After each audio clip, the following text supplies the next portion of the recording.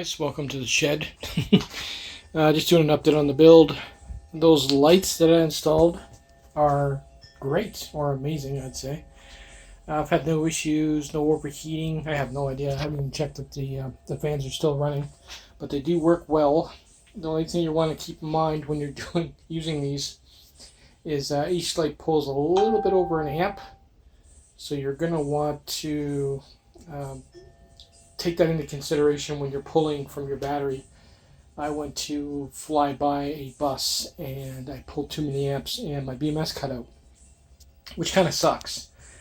And basically when I stopped to reset the battery, it was still at 72 volts, so it wasn't even close to cut off. So obviously these are pulling a lot of amps. It's probably 2 amps constant. So you're going to want to put a switch on it, so like if it's not totally dark, you don't have to run them.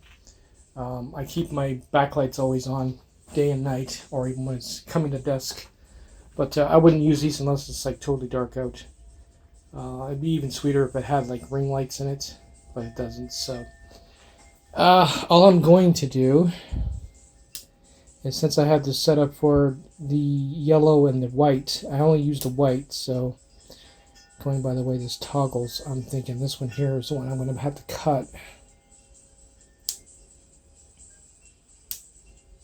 Yeah, so what we're going to do for now is just basically cut this one here, since I don't have another switch.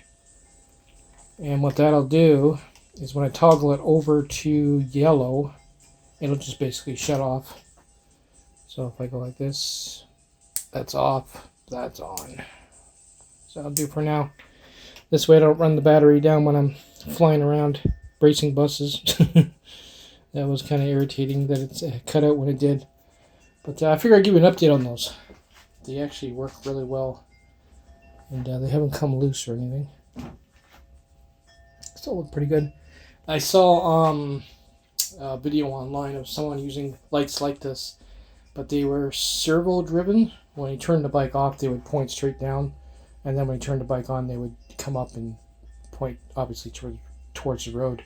I'd like to actually do something like that with the servos down the road. That'd be kind of cool. Like use the pivot points, put the servo here, and when you turn the bike on, the servo kicks in, opens them up, and then when the bike goes off, it closes. So we'll see. But other than that, the bike is running phenomenal. Stripping it down to its bare essentials has really worked out. Oh, the only thing that's really irritating that I might have to change is the placement of that switch for the 1 or 2 controllers.